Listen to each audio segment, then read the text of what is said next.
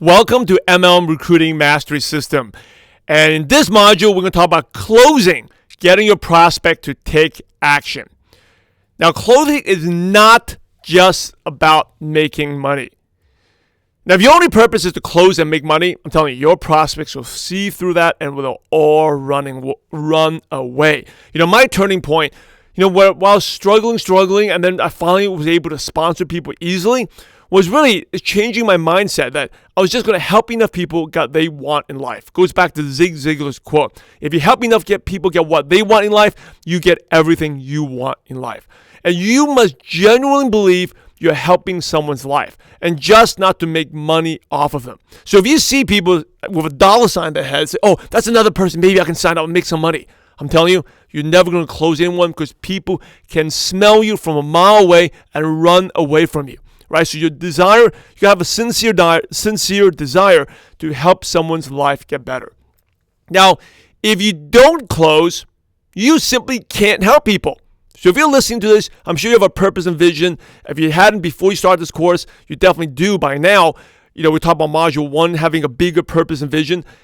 And I'm sure you want to help people. But if you can't close, you can't help people. And we all have something that benefits people out there. And it's up to us to help them. And you have to understand many of the best things that happen to us are forced upon us. And one of the reasons why a lot of distributors struggling, they feel guilty that I'm trying to force people to do something. I feel guilty. I'm trying to be, too pushy, naggy. Well, I'm telling you, I'm going to talk about how to close in a non-pushy way. But if you can't close your prospects, you can't help them. Right? We can't leave to our prospects to make right decisions because a lot of times humans make wrong decisions, bad decisions. That's why we kind of do everything to close them. Okay? And people, by the way, in general, also procrastinate and don't take action on things that are good for them. And it's up to us to get them to take action. So again, I'm going to give you some examples here. This is very similar to objections. Like how many of us as kids would voluntarily study hard in school or do your homework? All right? So most kids, they don't want to go to school. They don't want to study hard, right? But maybe your parents force you or the teachers force you or you had a mentor that kind of got you to do it. And why? For your own good. How many of you exercise daily? How many of you eat healthy? Right? And if you don't, a lot of times you need a coach, right? People talk about like a trainer that pushes you to get you to exercise daily, right? Because a lot of times we're humans, we don't do what's best for us. Or how many of you save the amount of money you should be saving? Right? And often the best things, think about this, the best things that happen to us are when we're forced on us to do things we don't want to do. But because someone forced us, it actually helped us out. So here's a story about a customer of mine, about Janet and her husband. Now, when I first introduced them, our company had a weight loss product. She was giving all type of excuses. But I basically, closed them and to get them to take action. I just repeatedly asked them. And finally, her husband, they decided to do it. And as a result, believe it or not, they were pretty overweight, to say the least. They've lost over 70 pounds on the products, and they're healthier now. Now, all because I was insistent on them to use the product. Now, if I hadn't closed them, I just presented to them and never asked them to do it. I never asked them, hey, you want to try these products? You want to give it a try? I keep following up with them. You know what? They'll probably still be where they are today and not as healthy. Right? So if you don't close, you can't help people. And ultimately, by the way, it's also, you have to understand, it's the prospect's decision ultimately to whether they're going to take action or not. You can't, literally force anyone. They have to make the decision. But you got to do your very best to get your prospects to either say yes or no. Now, you don't need to be naggy or pushy, right? But you do have to ask many times. And asking could be different ways of asking. It's not like, do you want to buy? Can you buy? Do you want to buy? Or do you want to join? Come join. Right? That's nagging and pushy. But you can ask in different ways, and we're going to cover that later on this module when we talk about different type of closes and guiding people for the sale. But you have to ask. And you know what? Most people don't succeed, and this is like any sales industry, right? They simply don't ask. They do a presentation, and they expect people to join immediately or buy immediately, right? You have to ask to get the sale. Now, the importance of closing is people want to buy. You have to understand you cannot help someone until they take action. Right? And if you feel that you're doing something that's not right by doing everything to ask them to get them to start, then it goes back to your 4 beliefs. You're probably weak. You don't really believe this profession is the best. You really don't believe that your products are really good. You maybe don't believe the company is the right solution. And you also don't believe in yourself, whether you can really help them. Right? So you got to work on that. It's very similar to objections. You're back to your 4 beliefs. And the sad thing is most people do not close. They don't even ask. They think prospects will magically will tell them. We must close because that's the only way we can help someone. All right? Think about this. By doing presentations, you're not helping anyone. By talking to them, you're not helping them. The only way you're helping them is we get them to take action and either use the products or service or to join the business. And remember, we're advisors. We're like doctors. Okay, we give advice, but ultimately it's the patient's decision. A doctor suggests to a patient and sells for example, a doctor suggests to a patient, sells the concept of losing weight, but ultimately it's up to the patient to implement. Right? So if you do everything to close and ask, and your prospect doesn't do anything, don't feel bad because ultimately it's their decision. But as long as you do everything in your own power to do your best to ask. But one thing, just back to doctor, a good doctor will also follow up with their patients, right?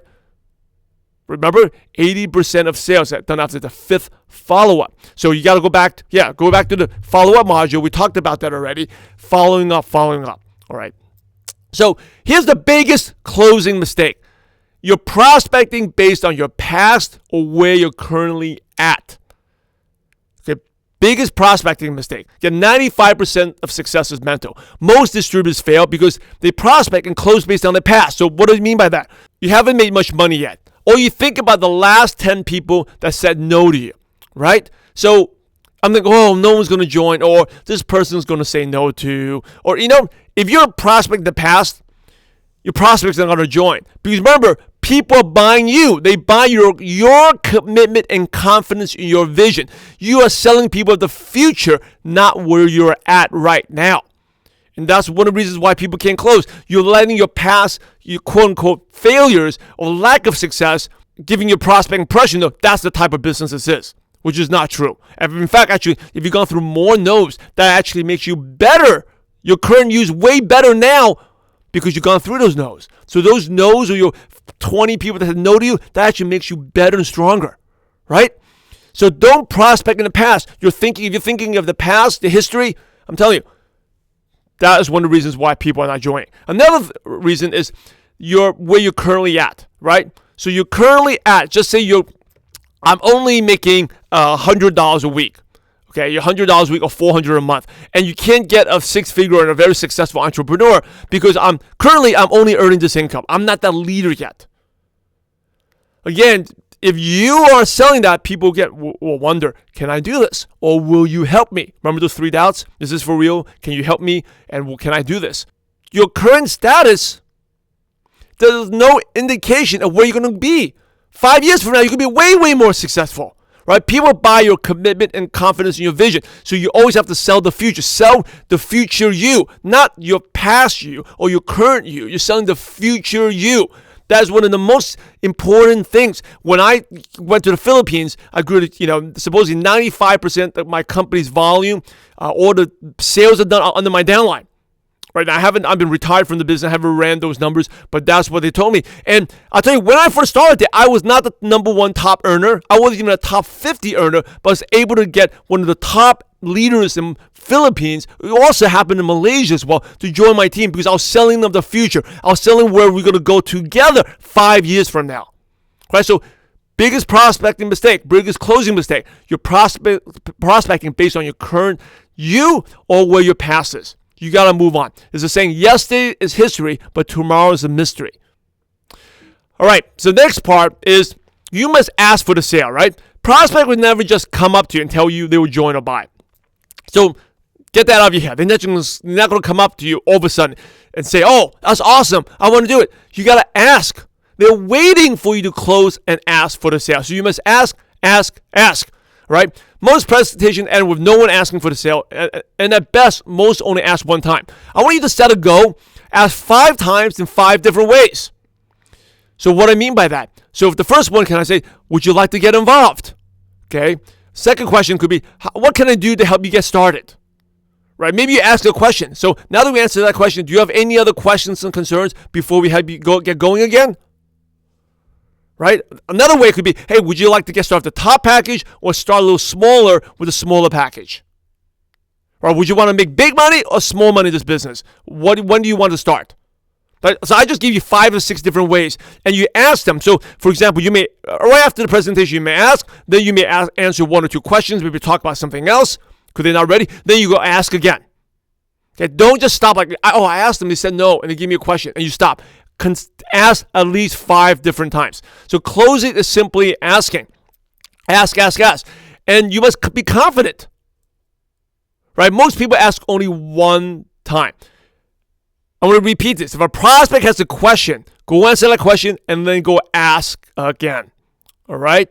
By the way, one of the worst ways to ask is to join.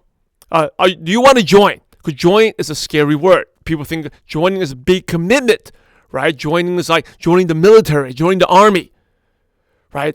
But by the way, do you want to join? It's still better than not asking. Okay, so ask.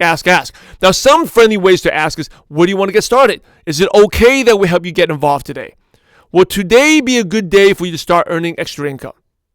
So this is what you need to do next. This is the information we need, and let's get you started. Is that okay?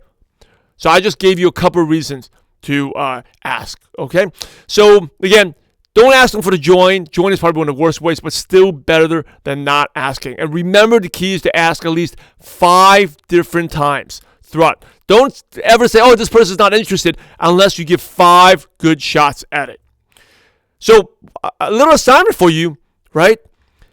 What are 5 different ways? What are your 5 favorite ways to ask? I just gave you 2 of mine, a couple of them, right? What can we do to get you started? What do you like best about the presentation? So I just gave you a couple. So when do you want to get started? Is it okay that we help you get involved today? Or would today be a good day for you to start earning extra income? Right, so I just give you 3. After you answer question, hey, aside from that question, do you have any other questions or concerns before we help you get started? So I just gave you a couple. You can take those or come up with your own, but come up with 5 different ways, okay? And write them down. Have them in front of you so you're always comfortable. Practice them. And they may be new to you, but practice them so you always can whip them out and always ask in the presentation. Now, never ask, what do you think? Okay, I don't like what do you think. The reason why, if you ask what do you think, a lot of times your prospect will answer, well, let me go home and think about it. So by saying what do you think, you're inviting the prospect to say, I've got to think about it, objection. Right? Instead, to ask different ways. Hey, what can we do to help you get started? Now, here's a concept I want you to embrace, is that we are all liars. Now, what do you mean that we are all liars? Okay? Our prospect knows that we have something to gain if they join or buy our products. Correct? Our prospect knows that we have something to gain if they join or buy our products. So they're not dumb. They know that, oh, if I buy your products or if I join, you're probably going to get something out of it. So they have a prejudice against us. And they're ready, and they will not listen to what we have to say. They're not going to listen to everything because they know that, hey, the reason you're saying that because you want me to join. So no matter how much you talk, it will be 1 year in, 1 year out. They do not believe us because they think we are all liars and just saying what we're saying to make money. So the key, how do you get around this, is never tell, but always ask. What I mean by this, if we tell ourselves or say something, it's always a lie because our prospects will never think it is true. I'm telling you, this is one of the most important concepts. Never tell, because whatever we say is never true because we're liars. That's what the prospect thinks about us. But the good news is whatever a prospect says, especially if they say it out loud, is always true. So if you can get a prospect to say something, it's always true because a prospect, they don't lie to themselves, right? So the key to prospecting and closing is to ask questions and get the prospect to convince themselves. So get the prospect to convince themselves. You're guiding them, not telling them. So whatever you want to say, don't say it. Instead, guide your prospect to say it. Okay, but remember, whatever we say, it's a lie. Whatever they say is true. So I'll give you an example. What's more effective? If a doctor tells a patient that his kid needs him to be healthy. So, hey, your kids need you to be healthy. And then, the patient they may take it a little bit, but they're not going to take it very seriously. Maybe they'll be, all right, they won't take massive action. Okay? Or a doctor asks them, what would happen to your kids if you get sick and can't take care of them? What would happen if your kids what would happen to your kids if you got sick and you can't take care of them? Right now, what's more powerful? That's way more powerful. Because then, the patient's going to say, well, I don't know what's going to happen to my kids. No one's going to feed them, or no one's going to take them to school, or no one's going to help them with the homework, right? That's way more powerful than if the doctor just told the patient, hey, you need to be healthy, your kids. So how do you guide your prospects to take action? This is the exercise I want you to do. Write down all the benefits of your business or products and put each benefit into a question that you can ask. And then when your prospect answers that question, they basically are convincing themselves. So for example, if your products, you sell nutrition products and they're recommended by doctors, you can ask them, if the products are recommended by doctors, how will that help you get customers for your business? All right, so instead of telling them, hey, these products are great, they're recommended by doctors, going to help you get customers. Again, whatever you say is a lie. But if you ask them, if the products are already recommended by doctors, how will that help you get customers for this business? All right? Or you can ask them, if you have a product that's already approved by doctors, will that help you get customers easier? Okay, then what are they going to do? When they answer that question, they're convincing themselves. All right, here's another example. Just say the business can help you earn extra income, retire early. Ask them, if you to do this business, how would this business be able to allow you to retire earlier? Okay, if you were to do this business, how would this business allow you to retire earlier? Here's another one. Just say your products are rated number 1 by the independent study.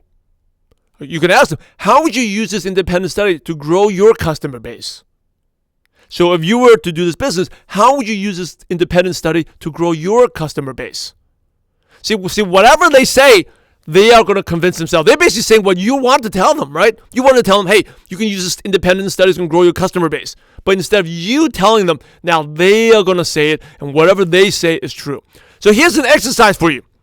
I want you to write down 20 benefits of your business or products, and write down at least 3 questions for each.